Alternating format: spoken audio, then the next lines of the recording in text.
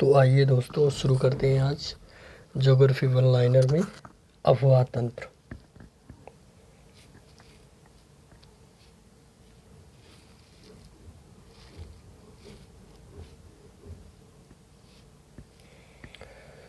गंगा नदी तंत्र। इसमें गंगा नदी का उदाहरण है, गंगा नदी उदाहरण है किसका? पूर्ववर्ती प्रवाह का। बांग्लादेश में गंगा नदी को पुकारा जाता है पद्मा नाम से। सुंदरवन डेल्टा का निर्माण करने वाली नदियां हैं गंगा और ब्रह्मपुत्र। गंगा बहुत ही प्रदूषित नदी है। ये कथन है, जो नदी जितनी पवित्र होती है वह उतनी ही अधिक प्रदूषित होती है। ये तो इसका कोई रीज़न नहीं हुआ, इसलिए इसका ए सही है, परंतु आर गलत है। गंगा की जलोढ़ मृदा की गहराई भूमि की सतह से नीचे लगभग 6000 मीटर तक होती है। अब ये सत्य कथन पूछा गया है।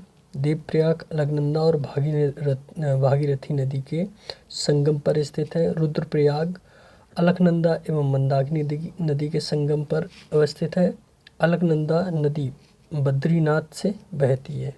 ये सारे कथन सही है।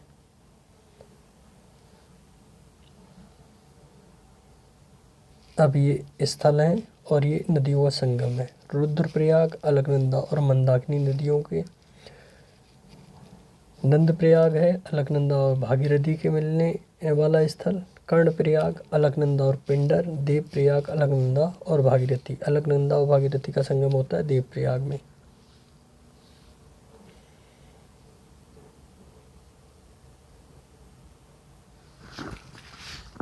मंदाकिनी नदी जलप्रवाह अथवा मुख्य नदी संबंधित है अलकनंदा से। केदारनाथ से रुद्रप्रयाग के मध्य बहती है मंदाकिनी नदी बहती है। वह नदी का तट जिस पर बद्रीनाथ का प्रसिद्ध मंदिर अवस्थित है वह है अलकनंदा। भारत की सबसे बड़ी अफवाह नदी होना चाहिए, यह है गंगा। भागीरथी नदी निकलती है गोमुख ग्लेशियर से। गंगा नदी की एकमात्र सहायक नदी जिसका उद्गम मैदान से होता है वह है गोमती। अब ये कथन दिया गया है, दिल्ली और आगरा के मध्य वर्ष के अधिकांश समय में यमुना नदी मृतप्राय हो जाती है। यमुना असतत वाहिनी है। ये तो सही है पर आर गलत है, क्योंकि यमुना यमुनोत्री ग्लेशियर से निकलती है तो असतत वाहिनी कैसे हो सकती है। बेतवा, चंबल, केन, राम गंगा नदियों में से यमुना की सहायक नदी नहीं है। वह कौन सी है? रामगंगा। यमुना नदी का उद्गम स्थल है वंदरपूंछ चोटी। और बेतवा नदी मिलती है यमुना नदी से। गंगा की वह सहायक नदी जो उत्तर वाहिनी है सोन नदी। गंगा नदी में बाएं से मिलती नहीं है, वह है सोन नदी, क्योंकि ये दाएं से मिलती है। यमुना और सोन नदी के मध्य जल विभाजक का कार्य करने वाली श्रेणी है कैमूर श्रेणी। मैं आपको बताऊंगा कि गंगा की सहायक नदी कौन सी सहायक नदी किस ओर से मिलती है। अब जैसे ये गंगा है, ठीक है। अब जो इसके इधर से नदियाँ मिलेंगी वो होंगी बाएं से मिलने वाली नदियाँ, और जो इधर से मिलेंगी वो दाएं किनारे से मिलने वाली नदियाँ होंगी। यमुना गंगा के दाएं से मिलने वाली नदी है। और यमुना में यमुना की कौन कौन सी नदियाँ सहायक हैं? सबसे पहले आती है चंबल, फिर आती है सिंध,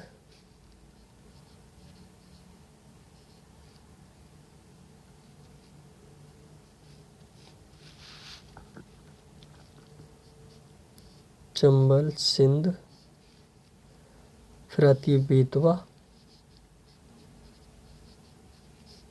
फिर आती है केन। ये यमुना की सहायक नदी है। और यमुना किसकी सहायक नदी है? गंगा की। इसके बाद आती है सोन नदी। अभी एक कथन आया था कि सोन नदी गंगा नदी के किस किनारे से मिलती है? ये दाहिने किनारे से मिलती है। और बाएं किनारे से कौन कौन सी मिलती हैं? जैसे रामगंगा है, गोमती है, गंडक है,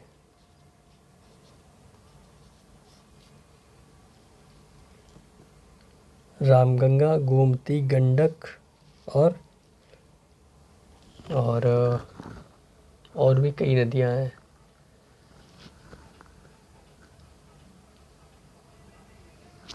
गंडक है, हाँ।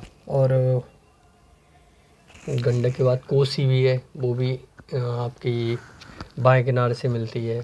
और महानंदा है, और इसके बाद और भी काफ़ी नदियां हैं जो बाएं किनारे से मिलती हैं। ठीक है।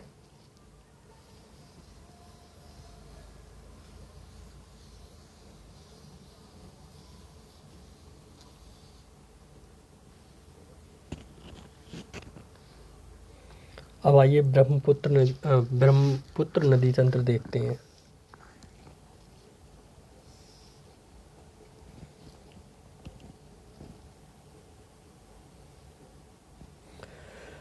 तिब्बत में उत्पत्ति पाने वाली ब्रह्मपुत्र, इरावदी और मेकांग नदियाँ अपने ऊपरी पाटों में संकीर्ण और समानांतर पर्वत श्रेणी से होकर प्रवाहित होती हैं। इन नदियों में ब्रह्मपुत्र भारत में प्रविष्ट होने से ठीक पहले अपने प्रवाह में एक यू टर्न लेती है। यह यू टर्न बनता है तो यह भूवैज्ञानिकी तरुण हिमालय के अक्षसंगीय नमन के कारण। जैसे जो ब्रह्मपुत्र नदी है उसे चीन में सांगपो कहते हैं। ठीक है, वो ऐसे आती है और भारत में अरुणाचल प्रदेश में, ये अरुणाचल प्रदेश का भाग है। जैसे ये इस टाइप से है अरुणाचल प्रदेश, ऐसे। और ये ब्रह्मपुत्र नदी यहीं से प्रवेश करती है। ये ब्रह्मपुत्र ऐसे आती है और यू टर्न लेके यहाँ से मुड़ जाती है। तो इसी को ये बता रहा है कि भूवैज्ञानिकी तरुण हिमालय के अच्छे संघीय नमन के कारण होता है। ठीक है।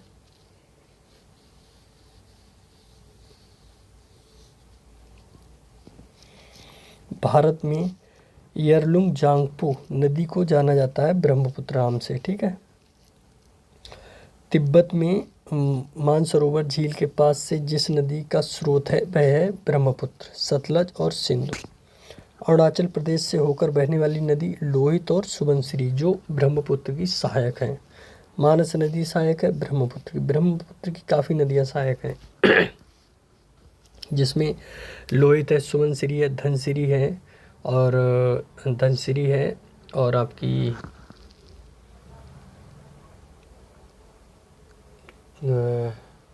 और भी नदियाँ लोहित है, धनसिरी, सुमनसिरी और दिमांग है, कामेंग है, लोहित है। ये सारी नदियाँ ब्रह्मपुत्र की सहायक नदियाँ हैं। ब्रह्मपुत्र तिब्बत में जानी जाती है सांगपो, मैंने आपको ऊपर बताया था अभी। ब्रह्मपुत्र नदी का बहाव क्षेत्र है तिब्बत, बांग्लादेश और भारत। ब्रह्मपुत्र नदी की सहायक नदियाँ हैं दिबांग, कामेंग और लोहित। वह नदियाँ जिनका स्रोत बिंदु लगभग एक ही है, ब्रह्मपुत्र और सिंधु नदी। दक्षिण भारत की नदियाँ। कथन दिया गया है कि पश्चिमी घाट की नदियाँ डेल्टा का निर्माण नहीं करती हैं। वे छोटे मार्ग से तीव्र गति से कड़ी कठोर चट्टानों के ऊपर से प्रवाहित होती हैं। कथन भी सही है और कारक भी सही है और दोनों एक दूसरे की व्याख्या भी करती हैं। पश्चिम की ओर बहने वाली कौन कौन सी नदियाँ हैं? तो एक हो गई नर्मदा और एक हो गई ताप्ती।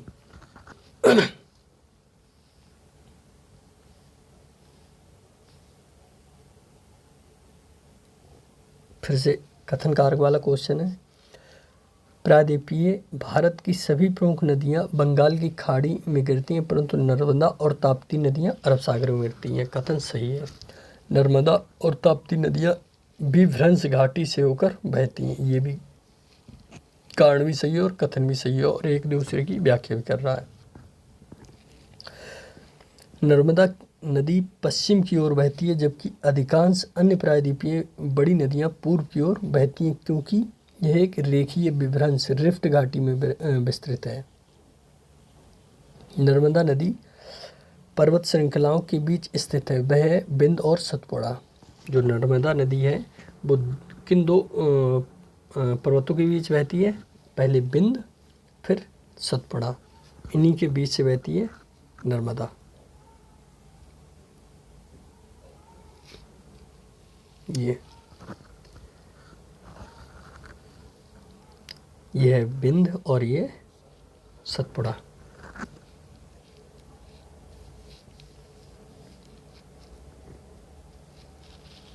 नर्मदा अपने मुहाने पर डेल्टा का निर्माण करती है। बिल्कुल गलत। ठीक है, वह एक भ्रंश घाटी से बहती है। ये सही है।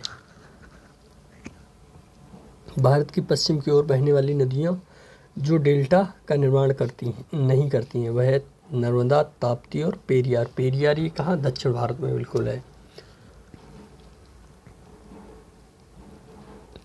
कृष्णा, गोदावरी, ताप्ती, कावेरी नदियाँ में से वह नदी जो भ्रंश घाटी से होकर प्रवाहित होती है, मैं सभी को पता है, ताप्ती। राजनंदगांव, रायपुर, बस्तर, कोरबा जनपदों में से नर्मदा बेसिन का भाग है। वह है राजनंदगांव। अमरकंटक का उद्गम होता है। नर्मदा नदी का अमरकंटक उद्गम स्थल है। ठीक है। नर्मदा नदी का उदाहरण है भ्रंश घाटी का। रिफ्ट घाटी या भ्रंश द्रोणी से होकर बहने वाली नदी है नर्मदा। पश्चिमी वाहिनी नदियों में दो पर्वतीय श्रेणियों के बीच से बहने वाली नदी नर्मदा। कौन कौन से पर्वत श्रेणी से? बिंद और सतपुड़ा।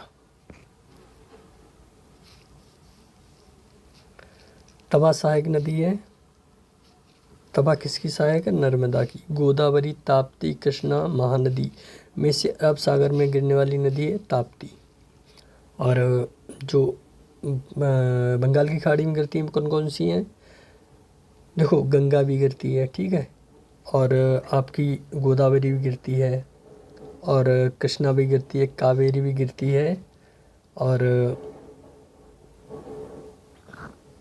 और महानदी भी गिरती है,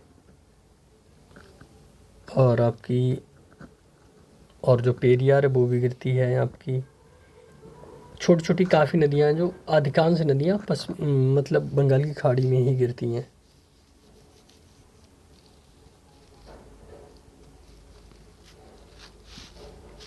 वह नदी जो 3 बार 2 धाराओं में विभक्त हो जाती है और कुछ मील आगे जाकर पुनः मिल जाती है। इस प्रकार श्रीरंगपट्टनम, शिवसमुद्रम और श्रीरंगम द्वीपों का निर्माण करती है। वह कावेरी नदी। कावेरी नदी का उद्गम ब्रह्मगिरी पहाड़ियों में। कावेरी नदी जिन राज्यों से होकर बहती है वह कर्नाटक, केरल, तमिलनाडु।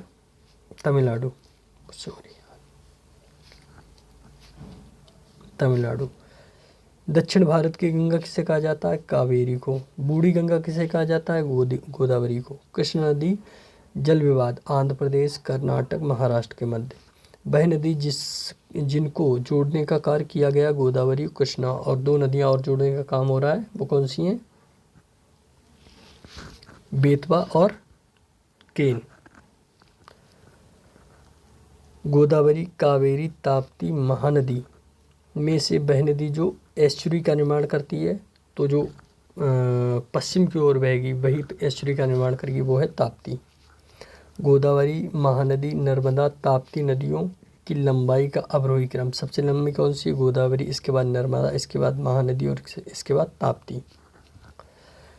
प्रायद्वीपीय भारत में पूर्व दिशा की ओर बहने वाली नदियों का उत्तर से दक्षिण का सही क्रम।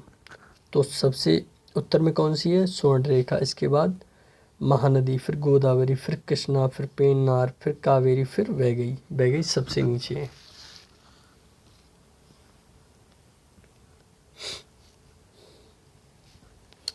दक्षिण भारत की नदियों का प्रमुख अफवाह तंत्र वह वृक्षनुमा।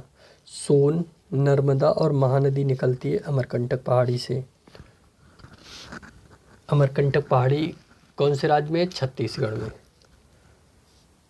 ये अमरकंटक की पहाड़ी है, ठीक है। यहाँ से निकलती है नर्मदा और सोन उत्तर को जाती है और महानदी पूर्व को जाती है, ठीक है।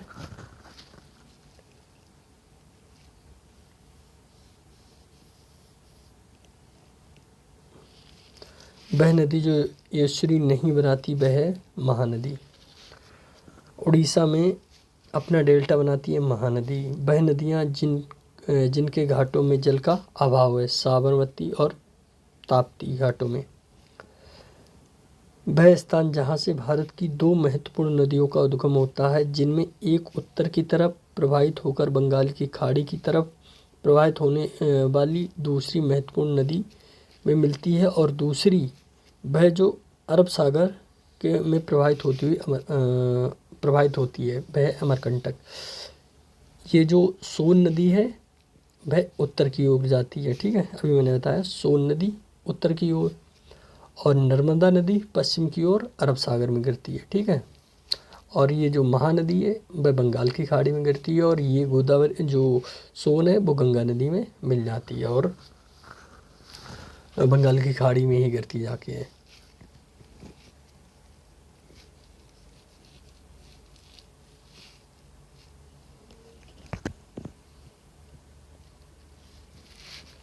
केरल में पूर्व की ओर प्रवाहित होने वाली नदियां हैं पाम्बार, भवानी और कबानी। मध्य प्रदेश में पूर्व से पश्चिम की ओर प्रवाहित होने वाली नदियां नर्मदा, ताप्ती और माही। नर्मदा, महानदी, गोदावरी, कृष्णा नदियों में से सर्वाधिक बड़ा जल ग्रहण क्षेत्र किसका है? तो गोदावरी का। जल ग्रहण क्षेत्र क्या होता है? जहाँ जहाँ से पानी उस नदी में इकट्ठा होता है वही कहते हैं जल ग्रहण क्षेत्र। प्रायद्वीपीय भारत की सबसे लंबी नदी गोदावरी है। वंशधारा, इंद्रावती, प्राणहिता, पेन्नार नदियों में से गोदावरी की सहायक नदियाँ हैं इंद्रावती और प्राणहिता। और जो अन्य नदियाँ कौन कौन सी हैं आइए वो भी पढ़ लेते हैं।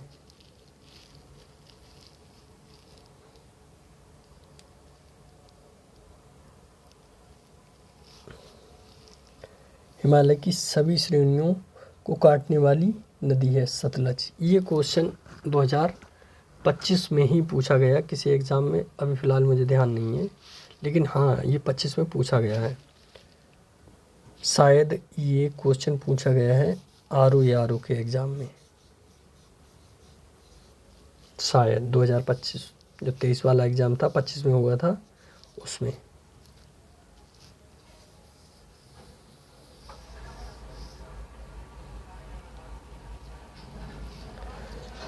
दूधगंगा नदी अवस्थित है जम्मू कश्मीर, उत्तराखंड और महाराष्ट्र में। बंगाल की खाड़ी में गिरने वाली नदियाँ गंगा, ब्रह्मपुत्र, गोदावरी, महानदी, कृष्णा, कावेरी, पेन्नार, स्वर्णरेखा और ब्रह्मणी।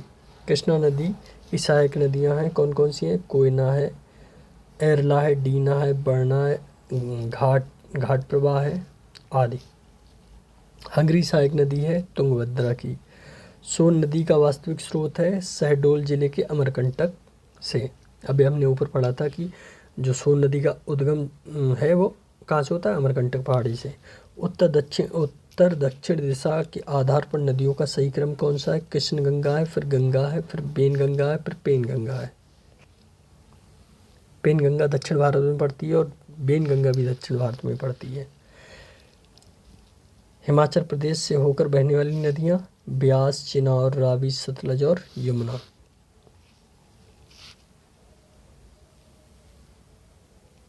अब ये जो मैप दिया गया है ये उत्तर प्रदेश का मैप है, उत्तर प्रदेश साइड का। जैसे 2 नंबर पे क्या है, 3 पे कौन सी नदी, 4, 5, ये मतलब अंकित नदियों का क्रम बताना है। सबसे पहले कौन सी है? गंडक, फिर गंगा, गोमती और घाघरा।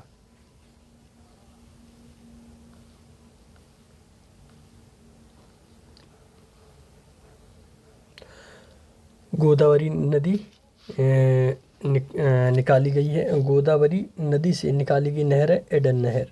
दामोदर की सहायक नदी है हुगली। दामोदर नदी निकलती है छोटा नागौर पठार से पूर्व की ओर बहने वाली भारत नदी, जिसमें निम्नावल डाउन वार्पिंग के कारण विभ्रंश घाटी है, वह दामोदर। भारत की सर्वाधिक प्रदूषण नदी सभी को पता है दामोदर। भारत की भूमि बंधित नदी है लूनी। लूनी नदी के संदर्भ में सही कथन, ये कच्छ के रण में दलदली भूमि में लुप्त हो जाती है, बात सही है। माही, घग्गर, नर्मदा, कृष्णा नदियों में से अंतः स्थलीय अफवाह नदी कौन सी है? वह घग्गर। सबसे अधिक नदी पथ परिवर्तन करने वाली नदी है कोसी, जिसे बिहार का शोक कहा जाता है। खारी नदी जिस अफवाह तंत्र का अंग है वह है बंगाल की खाड़ी। वह नदी जिसका स्रोत हिमनदों में नहीं है कोसी, ये मतलब नेपाल से होकर आती है। इसी की सहायक सहायक नदी है अरुण। त्रिवेणी नहर का पानी आता है गंडक नदी से। बिहार की वह नदी जिसमें 2008 में अपना मार्ग परिवर्तित किया एवं आपदा की स्थिति उत्पन्न हो गई, वह कोसी। वो हर साल ही मतलब अपना मार्ग परिवर्तित करती है और इतना सारा गाद लाती है कि मतलब बिहार में तबाही ही मच जाती है। भारत की नदियों में स्पीति, सतलज, श्योक और जास्कर में उत्तर से दक्षिण की ओर जाते हुए नदियों का सही क्रम। श्योक ये सिंधु की सहायक है, जास्कर भी सिंधु की सहायक है, स्पीति भी सिंधु की सहायक है और सतलज भी सिंधु की सहायक है। संताल परगना में लगने वाला दुमका का हेजला मेला आयोजित किया जाता है, वह मराठी नदी पर। दो राज्यों में पहली बार दो नदियों को जोड़ने की परियोजना के संबंध में समझौते की स्मृति पत्र पर हस्ताक्षर किए गए राज्यों और नदियों के नाम उत्तर प्रदेश और मध्य प्रदेश। मैंने आपको बताया था इससे पहले कि केन और बेतवा का नदी जोड़ो परियोजना मतलब लागू की जा रही है। परियोजना लागू की गई वह उत्तर प्रदेश एवं मध्य प्रदेश राज्यों की संयुक्त राजघाट नदी परियोजना बेतवा नदी पर है।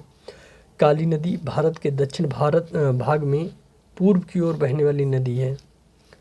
ये एक गलत है क्योंकि ये पश्चिम की ओर बहती है, ठीक है, और ये शायद नदी कर्नाटक में है। दक्कन पठार अपने पश्चिम किनारे पर उच्चता पर है और पूर्व में बंगाल की खाड़ी की दिशा में उसकी मंद प्रवणता है, पर आर सही है, ठीक है, ये गलत है पर आर सही है। एक काली नदी उत्तराखंड में भी है, जो नेपाल और भारत की सीमा रेखा का विवाद है, वही काली नदी पर है, ठीक है।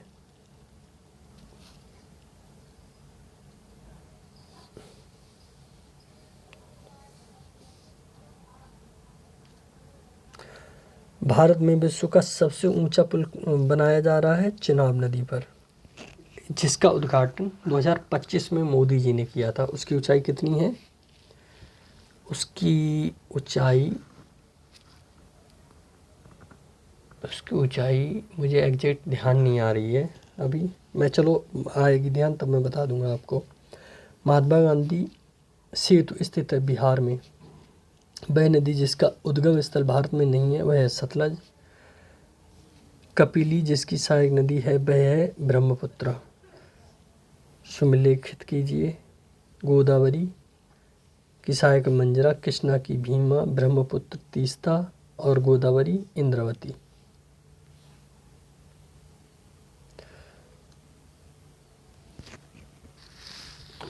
अध्यारोपण नदी का उदाहरण है चंबल। संकोच नदी सीमा बनाती है असम और पश्चिम बंगाल के बीच।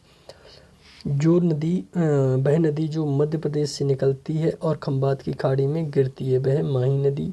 किशनगंगा एक सहायक नदी है झेलम की। मुंबई की मीठी नदी जिस झील से निकलती है वह है बिहार झील। ये भी क्वेश्चन पूछा गया है। ये सारे के सारे वन लाइनर फैक्ट जितने भी हैं सारे किसी न किसी एग्जाम में पूछे गए हैं। गंगा नदी के किनारे सबसे बड़ा शहर है कानपुर। भागीरथी नदी के किनारे अवस्थित शहर है उत्तरकाशी। लेह अवस्थित है सिंधु नदी के दाएं तट पर। अब क्वेश्चन बना देता कि बाएं तट पर, तब हमारा गलत हो जाता। लुधियाना अवस्थित है सल्ला नदी के तट पर। हैदराबाद अवस्थित है मूसी नदी के तट पर। ये क्वेश्चन पूछा भी गया कि हैदराबाद, और उसने ऑप्शन दिया था कि हैदराबाद कृष्णा नदी के किनारे है। वो क्वेश्चन गलत हो गया था क्योंकि हैदराबाद मूसी नदी के किनारे अवस्थित है। भुवनेश्वर अवस्थित है महानदी के किनारे, क्योंकि भुवनेश्वर उड़ीसा से होकर बहती है और भुवनेश्वर मतलब भुवनेश्वर है जो वो उड़ीसा में ही है।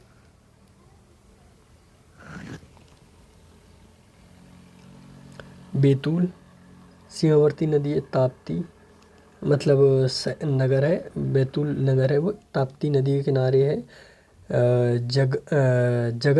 जगदलपुर ये इंद्रावती नदी के किनारे है। जबलपुर नर्मदा नदी, कटक महानदी के, नासिक गोदावरी के और उज्जैन क्षिप्रा नदी के किनारे। गोविंद घाट अवस्थित है अलकनंदा एवं लक्ष्मण गंगा नदी के किनारे। आइए प्रपात और झीलें भी पढ़ लेते हैं। हुंड्रू जलप्रपात स्वर्ण रेखा नदी पर जलप्रपात और नदियां हैं। कपिलधारा जलप्रपात नर्मदा नदी पर। जोग शरावती शिव समुद्रम कावेरी नदी पर। भारत का सबसे बड़ा जलप्रपात जोग जलप्रपात अवस्थित है शरावती नदी पर। भारत का वह जलप्रपात जिसे लोकप्रिय रूप से न्यागरा जलप्रपात से के तौर पर जाना जाता है वह चित्रकूट प्रपात। भारत में गोवा में अवस्थित जलप्रपात वह दूध सागर, ये मांडवी नदी पर अवस्थित है। भेड़ा घाट पर स्थित जलप्रपात धुआंधार। विश्व जलप्रपात डेटाबेस के वर्तमान स्थिति के अनुसार भारत का सबसे ऊंचा जलप्रपात नोहाकाली कई मेघालय में है जो। कुंचिकल जलप्रपात सही ऊंचाई 455 मीटर। वेम्बनाथ झील है केरल में।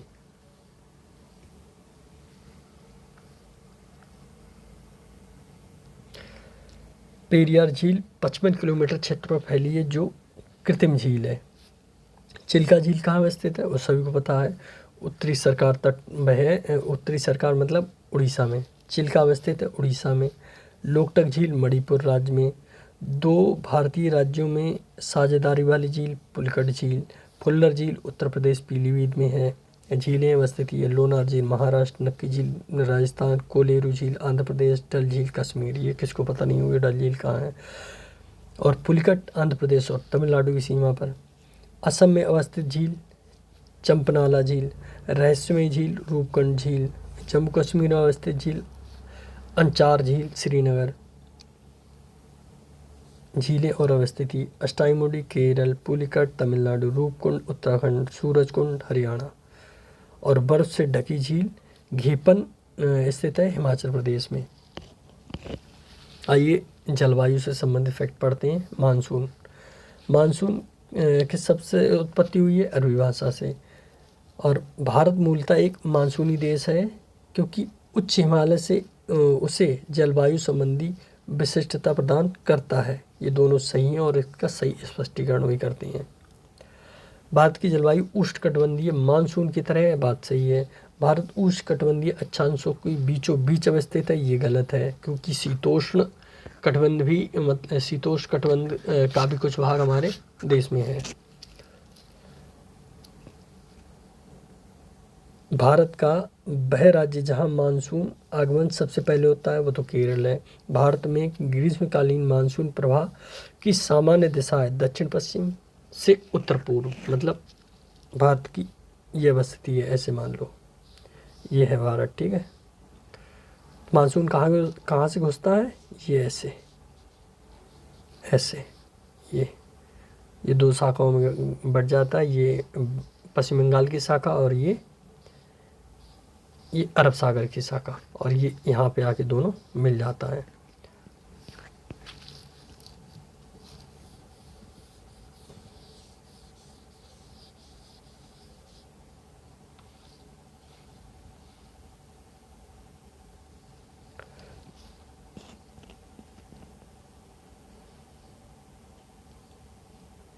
भारतीय उपमहाद्वीप पर ग्रीष्म ऋतु में उच्च ताप एवं निम्न दाब हिंद महासागर में अवस्थित वायु का कर्षण करते हैं जिसके कारण प्रभावित होती है दक्षिण पश्चिम मानसून, ठीक है। क्योंकि निम्न वायु दाब क्षेत्र बनता है और उसी से हवाएं आकर्षित होती हैं और भारत में वर्षा करती हैं। उपयुक्त जलवायु आरेख, वो तो आरेख बना हुआ है, उसको छोड़ो।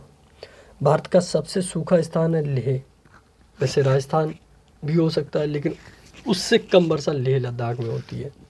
भारत का उष्णकटिबंधीय और उपोष्णकटिबंधीय विभाजन के आधार के रूप में मानी गई जनवरी समताप रेखा है 18 सेंटीग्रेड। दिए गए मानचित्र छायांकित क्षेत्र में जुलाई माह के लिए माध्य तापमान परिवर्तित होता है 25 से 27 सेंटीग्रेड के बीच।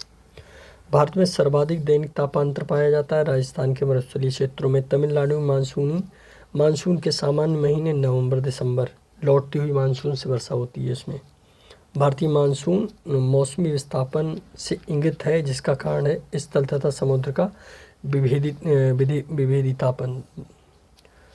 दोनों कथन सत्य हैं। दक्षिण भारत में उत्तरी भारत की ओर मानसून की अवधि घटती है और उत्तरी भारत के मैदान में वार्षिक वृष्टि की मात्रा पूर्व से पश्चिम की ओर घटती है। बात सही है, दोनों सही बातें हैं, क्योंकि ये जो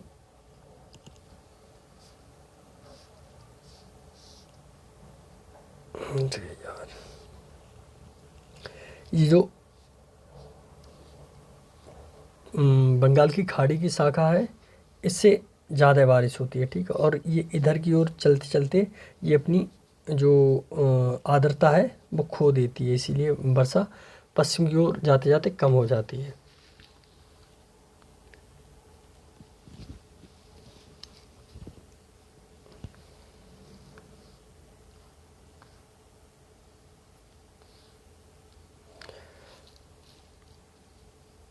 अमृतसर एवं शिमला में लगभग एक ही अक्षांश पर अवस्थित हैं, परंतु उनकी जलवायु में भिन्नता के कारण है उनकी ऊंचाई में भिन्नता। अमृतसर में ऊंचाई कम है, वहाँ पहाड़ नहीं है, और शिमला में बहुत सारे पहाड़ हैं।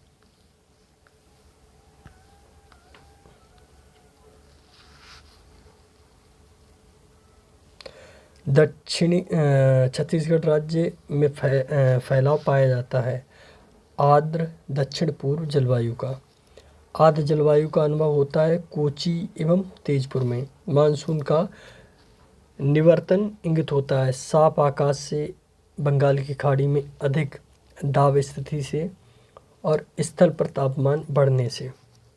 सही कथन। पूरे वर्ष 30 डिग्री नॉर्थ और 60 डिग्री साउथ अक्षांशों के बीच रहने वाली हवाएं पछुआ हवाएं वेस्टर्लीज कहलाती हैं। भारत के उत्तर पश्चिम क्षेत्र में शीतकालीन वर्षा लाने वाली आर्द्र वायु सहतियाँ माइस्ट ईयर और मासेज पछुआ हवाओं के भाग हैं। अब आइए वर्षा पढ़ते हैं।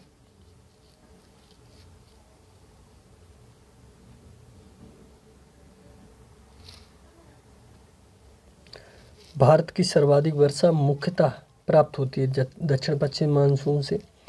उत्तर पूर्वी मानसून से सबसे अधिक वर्षा प्राप्त करने वाला राज्य है तमिलनाडु। अरुणाचल प्रदेश, सिक्किम, केरल, जम्मू कश्मीर राज्यों में से अधिकतम औसत वार्षिक वर्षा कौन प्राप्त करता है? सिक्किम। ऐसे दो नगर जो लगभग एक ही अक्षांश पर अवस्थित हैं, फिर भी उनकी वार्षिक वर्षा कुल मात्रा अंतर सर्वाधिक सुस्पष्ट है, अजमेर और शिलांग। एक मौसम विज्ञान केंद्र का औसत वार्षिक तापमान 26 डिग्री सेल्सियस है। इसकी औसत वार्षिक वर्षा 63 सेंटीमीटर और इसके तापमान का वार्षिक परिसर 9 डिग्री सेल्सियस है। संदर्भित केंद्र है चेन्नई। भारतीय नगरों पटना, कोची, कोलकाता, दिल्ली सामान्य वर्षा का सही अवरोही क्रम सबसे ज़्यादा कोची में, फिर कोलकाता में, फिर पटना में, फिर दिल्ली में, क्योंकि सबसे पश्चिम की ओर और सबसे उत्तर की ओर दिल्ली ही है। आम्र वर्षा संबंधित है आम की फसल से। भारत में सबसे कम वर्षा वाला राज्य है लेह। दक्षिण पश्चिम मानसून काल में कोलकाता, मैंगलोर, चेन्नई, दिल्ली में सबसे कम वर्षा चेन्नई में होती है, क्योंकि जो चेन्नई है तमिलनाडु में है और तमिलनाडु जो बारिश है वह उत्तर पूर्व की मानसून से प्राप्त करता है। ऐसे ही ये जो है उत्तर पूर्व वाली मानसून से बारिश प्राप्त करता है तमिलनाडु।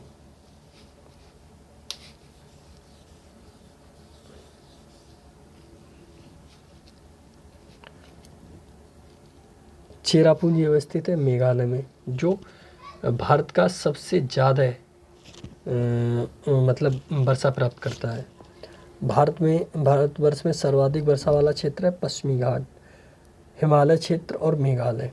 भारत में वर्षा का अधिक होते हुए भी ये देश प्यासी धरती समझा जाता है। इसका कारण है वर्षा के पानी का तेज़ी से बह जाना और वर्षा के पानी का शीघ्रता से भाप बनकर उड़ जाना, वर्षा का कुछ थोड़े ही महीनों में जोर से होना, ये सभी कारण हैं। वह जल प्रबंधन युक्ति जो भारत में लागत का अधिकतम लाभ देने वाली है। वर्षा के जल का संचयन। भारत का औसत 200 मिलीमीटर वर्षा होती है जम्मू कश्मीर में। झारखंड में वर्षा होती है दक्षिण पश्चिम मानसून से। भारत में रेखांकित भागों में वार्षिक वर्षा का माध्य कितने से कितने तक घटता है? 100 से 150 सेंटीमीटर तक। जब पुष्कर की पहाड़ियों में भारी बारिश होती है तो बाढ़ आती है बालोतरा में। भारतीय मौसम विज्ञान विभाग की परिभाषा के अनुसार वर्षा का दिन वह होता है जब किसी विशेष स्थान पर इस वर्षा की मात्रा होती है 24 घंटे में 2.5 मिलीमीटर से ऊपर। कथन है गंगा के मैदान में यदि कोई पश्चिम और उत्तर पश्चिम की ओर चले तो मानसूनी वर्षा घटती है। कारण है गंगा के मैदान में कोई ज्यों-ज्यों ऊपर की ओर बढ़ता जाएगा आर्द्रता, भारी मानसूनी पवन और ऊंची जाति मिलेगी। दोनों सही हैं और एक दूसरे की व्याख्या भी करता है।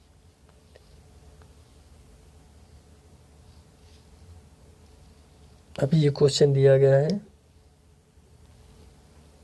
जलवायु परिस्थितियां और कारण। कोलकाता की अपेक्षा चेन्नई अधिक गर्म है अक्षांश के कारण, क्योंकि जो कोलकाता है वो उच्च अक्षांश पे है और जो चेन्नई वो निम्न अक्षांश पे है। हिमालय में हिमपात तुंगता के कारण पश्चिम बंगाल में पंजाब की ओर आते आते वर्षा कमज़ोर हो जाती, क्योंकि ये पश्चिम की ओर पड़ता है।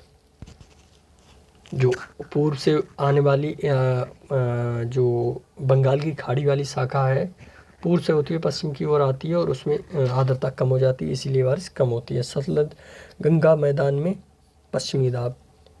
शीतकाल में कुछ वर्षा होती है सतलज और गंगा के मैदान में शीतकाल में कुछ वर्षा होती है पश्चिमी दाब से। भारत के अर्ध शुष्क क्षेत्रों में जलढाल का विकास का प्रमाणक चिन्ह है। मौसमी नदियों से जल का तटबंधीकरण करके जलाशयों के तंत्र की स्थापना। भारत में मरुस्थलीय विकास योजना अब क्रियान्वित है 40 जिलों में। कथन है भारत में अंतर्देशीय जल मार्गों का पर्याप्त विकास नहीं हुआ है, क्योंकि कारण क्या बता रहा है, भारत के अधिकतर भागों में वर्षा साल के 4 महीनों में ही होती है। बात सही है बिल्कुल। शीतकालीन वर्षा। भारत के उत्तरी मैदान में शीत ऋतु में वर्षा होती है। इसे पश्चिमी विक्षोभ से भारत में शरदकालीन वर्षा का क्षेत्र पंजाब तमिलनाडु में शरदकालीन वर्षा अधिकांशतः जिन कारणों से होती है वे हैं उत्तर पूर्वी मानसून। कथन भारत में उत्तरी मैदान में जाड़ों में कुछ वर्षा होती है, क्योंकि जाड़ों में उत्तर पूर्वी मानसून सक्रिय हो जाता है। बात सही है, दोनों बातें सही हैं, पर इसकी व्याख्या ये नहीं करता है। वह राज्य जिसमें जाड़े के मौसम में बारिश मिलती है वह तमिलनाडु। प्रतिचक्रवाती स्थितियाँ शीत ऋतु में तब बनती हैं जब वायुमंडलीय दाब उच्च होता है और वायुताप निम्न होता है। बात सही है, एक बिल्कुल सही है। आर क्या कह रहा है, उत्तर भारत में शीतकालीन वर्षा से निम्न ताप वाली चक्रवाती स्थितियाँ पैदा होती हैं। ये गलत है और ये सही है। भारत में शीत काल में वर्षा होती है उत्तर पश्चिम मानसून से। जो उत्तर पश्चिम मानसून आता है, जिसे पश्चिमी विक्षोभ कहते हैं, जो ठंडों में आता है, ये वाला, इसी को आम्र वर्षा कहते हैं दक्षिण भारत में।